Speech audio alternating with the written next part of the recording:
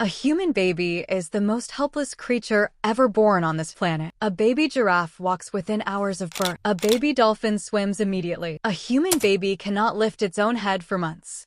And somehow, for 300,000 years, in a world with no hospitals, no formula, no baby monitors, no pediatricians, ancient humans kept these completely helpless creatures alive. Not just alive. They raised them into the people who built civilizations. So how did they actually do it?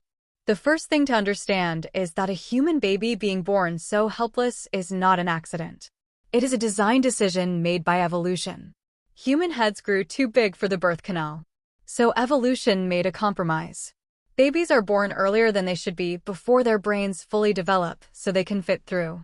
A human baby is essentially born 3 months premature compared to other primates. This means the first year of life outside the womb is really the 4th trimester. The baby still needs everything the womb provided: warmth, constant contact, constant feeding, constant sound. Ancient mothers understood this instinctively.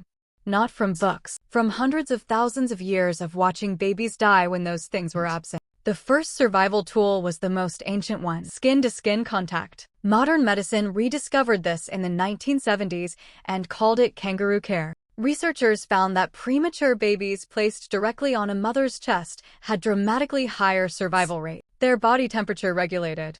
Their breathing steadied. Their stress hormones dropped. Ancient mothers never stopped doing this. They had not invented it. They had simply never stopped. Babies were carried constantly. Not in a separate bag or carrier placed to the side. Against the body. Strapped to the chest or back with animal hide or woven plant fiber. Moving when the mother moved. Warm when the mother was warm. Putting a baby down and walking away was not a thing ancient humans did. A baby left alone on the ground in the Stone Age was a baby that predators could hear. Babies that cried loud and long when put down survived. Babies that accepted being left alone were easier prey. This is why your baby cries the moment you put it down. That is not bad behavior. That is 300,000 years of survival programming working exactly as designed. Feeding was the next challenge, and it was solved with something modern science keeps rediscovering. Breastfeeding in the ancient world lasted far longer than it does today.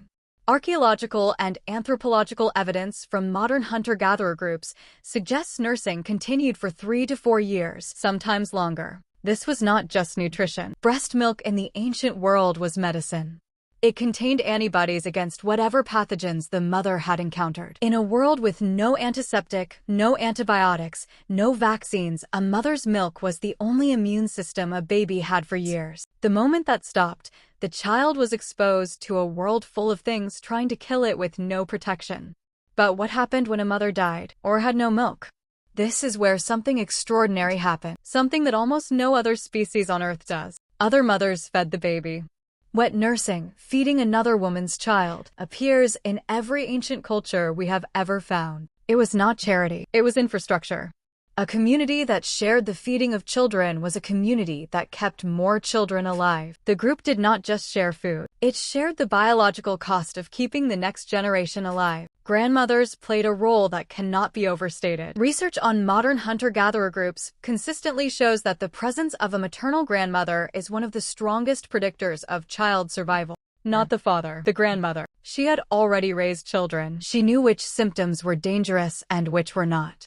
She knew what to do when the fever came. She knew how long to wait and when to act. She was the pediatrician. And she was not alone.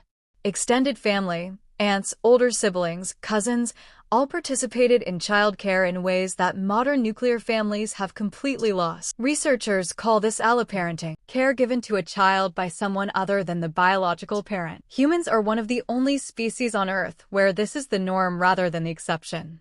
A child in a hunter-gatherer group was not raised by 2 people. It was raised by an entire community of 10 to 30 adults, all of whom had an interest in keeping it alive. When something went wrong, and things went wrong constantly, the community responded collectively. Fever was met with cool water and plant medicines. Wounds were packed with materials we now know had genuine antimicrobial properties, certain mosses, certain plant resins, certain clays. Not randomly chosen, accumulated over thousands of years of watching what worked and what did not. Broken bones were splinted. Dislocations were reduced. Archaeological evidence shows ancient children who survived injuries that would have required significant medical intervention. Someone did that intervention with the knowledge and materials they had. Sleep was never done alone.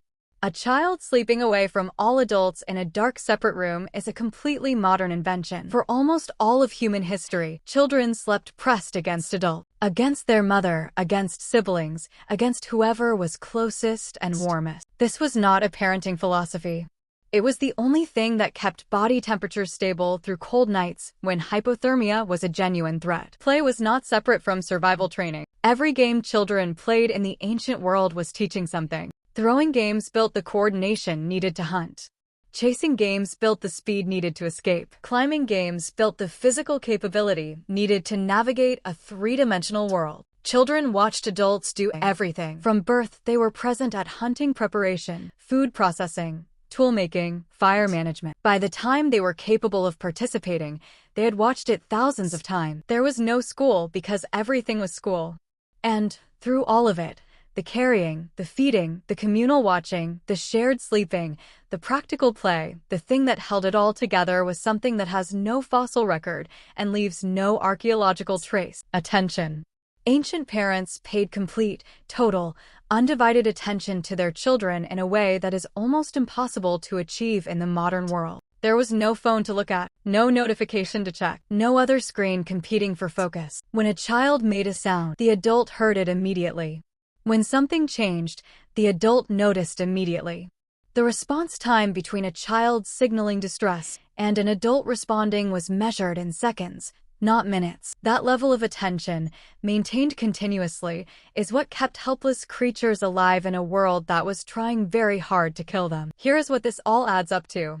Ancient humans did not keep their children alive through strength or technology. They kept them alive through proximity, through community, through shared knowledge passed between generations, through attention that never wandered. Every child alive today is here because somewhere in the deep past, a group of people decided that keeping the weakest member of the group alive was worth everything it cost. Not just the parents, everyone. That decision is written into your biology. It is why you cannot ignore a crying baby even when it is not yours. It is why the sound of a child in distress cuts through every other noise. It is why grandmothers the world over cannot stop themselves from helping. It is not instinct. It is inheritance. 300,000 years of the entire community deciding, every single time, that the child was worth it.